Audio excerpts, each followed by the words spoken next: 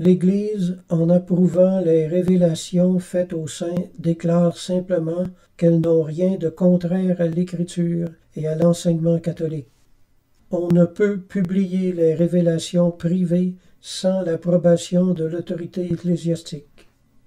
Enfin, même dans celles approuvées comme probables par l'Église, il peut se glisser quelques erreurs, car les saints eux-mêmes peuvent attribuer à l'Esprit de Dieu ce qui procède de leur propre fond, ou mal interpréter le sens d'une révélation vraiment divine. Cela explique d'autant mieux qu'il y a bien des degrés dans la lumière prophétique depuis le simple instinct surnaturel jusqu'à la révélation parfaite. Lorsqu'il n'y a qu'instinct prophétique, le sens des choses révélées peut rester ignoré. Ainsi, Caïphe prophétisa sans en avoir conscience, en Jean 18,14.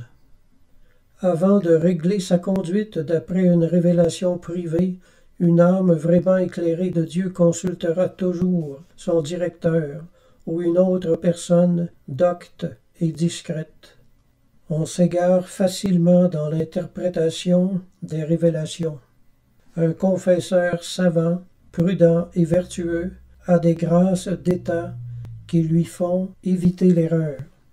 Jean de la Croix, qui nous invite si souvent à désirer avec ardeur et humilité la contemplation infuse, réprouve le désir des révélations.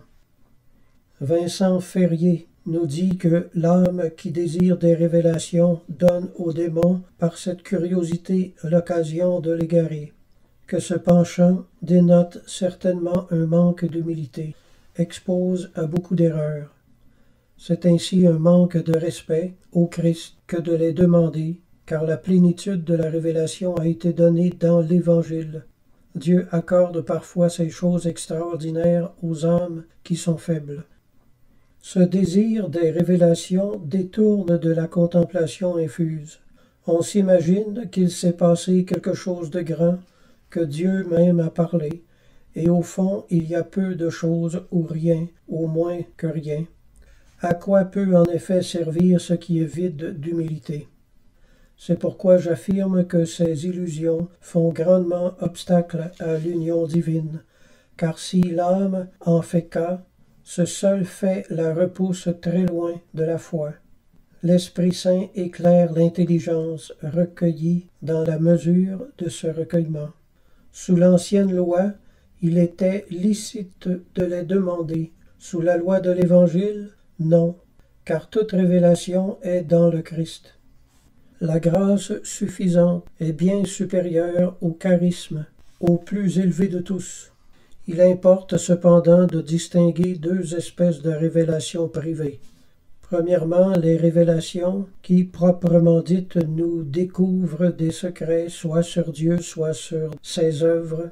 Deuxièmement, les révélations improprement dites donnent une plus grande intelligence des vérités surnaturelles déjà connues par la foi. Celles qui nous manifestent des secrets sont beaucoup plus sujettes à illusion. Le démon est fort expert à contrefaire ces choses. Il commence par nourrir l'esprit de vérité et de choses vraisemblables. Il est presque impossible, dit saint Jean de la Croix, d'échapper à ses ruses. Pour être parfait, il n'y a donc aucun motif de désirer ces choses surnaturelles extraordinaires. Les révélations improprement dites, qui nous donnent une plus grande intelligence des vérités révélées, se rapprochent, elles, de la contemplation infuse. La touche de Dieu est si vive et si haute, à raison de la connaissance et de l'attrait, qu'elle pénètre la substance de l'âme, et il est impossible au démon de s'entremettre en cela et de donner le change par imitation. Rien n'y est comparable, rien n'approche de jouissance et de délices pareilles. Elles ont un goût d'essence divine, de vie éternelle, et le démon ne saurait contrefaire ces choses si hautes. Les visions sensibles ou corporelles représentent généralement le Sauveur, la Vierge, les saints. Elles ne sont pas dignes d'une grande vertu, car elles sont parfois accordées aux commençants pour les détacher des choses terrestres. Elles sont sujettes aux illusions de l'imagination et du démon. Si la vision est commune à un grand nombre de personnes, c'est un signe que l'apparition est extérieure, sans qu'il soit certain pour cela qu'elle est d'origine divine. Les visions imaginaires, ainsi nommées, parce qu'elles sont produites dans l'imagination par Dieu, soit dans l'état de veille, soit dans le sommeil.